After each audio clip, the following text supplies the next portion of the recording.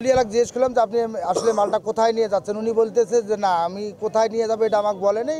আমরা উইয়ের কাছে কাগজও চাইলাম যে যে সারটা যে ট্রলির মধ্যে তুলছো তোমার কোনো কাগজ আছে তোমার কাছে, কয় না আমার কাছে কোনো কাগজ নেই, এতটুকু। রাত্রে সারের গাড়ি জব্দ করা হলো, সেটা অনিয়মের কারণে। কারণ এখানকার জনগণ সার পাচ্ছে না, কৃষকেরা সার পাচ্ছে না, তারা এরকম ট্রাকে ট্রাকে সার বাইরে বিক্রি করছে।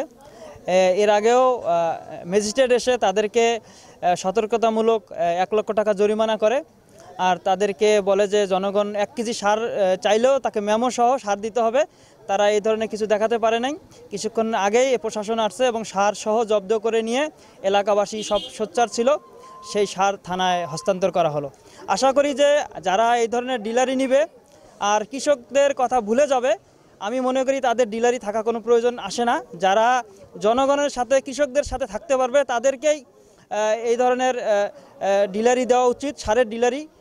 যদি তারা এরকম অনিয়ম দুর্নীতির সাথে জড়িত থাকে, আমি মনে করি জুলাই আগস্টের পর থেকে বাংলাদেশে আমরা যেরকম চাচ্ছি যে কোনো প্রকার বৈষম্য এমনকি কোনো ধরনের অনিয়ম দুর্নীতি হবে না, যদি জুলাইয়ের পরে হয়ে থাকে তাহলে এটা আমাদের ব্যর্থতা, প্রশাসনের ব্যর্থতা, সকলের ব্যর্থতা। সেজন্য আমরা ঐক্যবদ্ধভাবে থাকবো। আমরা যেহেতু আন্দোলন করেছি, রাস্তায় আছি, রাস্তায় থাকবো।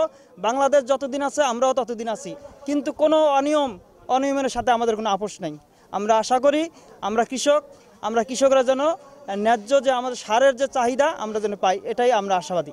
এটা আমরা এই যে এলাকার জনগণের বা পাবলিকের যে অভিযোগ, এনারা সারটা অবৈধভাবে অন্য এলাকায় নিজে বিক্রি করতেছিল, এনারা সার পাচ্ছে না, এই অভিযোগের ভিত্তিতে তারা আটকাইছে। পরবর্তীতে আমাদের অফিসার ইনচার্জ এবং এসিডেন্ট মহোদয়ের নির্দেশে আমি সারটা জব্দ করলাম। জব্দ করার পরে সারটা কোথা থেকে আসতেছে বা কীভাবে বিক্রি হয় বা বেশি দামে বিক্রি হয় কিনা এগুলো যাচাই করার পর এটা ডিসপোজাল হবে ওখানে থানায়। এখানে মানে ড্রাইভার যেটা বললো, আমরা যদি গণি নাই, ড্রাইভার যেটা বললো যে 80 বস্তা ডিএপি সার আছে। এটা ডিলার হচ্ছে যে মনসুর ভাইয়ের যে ওয়াইফ, উনি ডিলার। এটার ওনার নামটা হচ্ছে এটা হচ্ছে হালিমা খাতুন।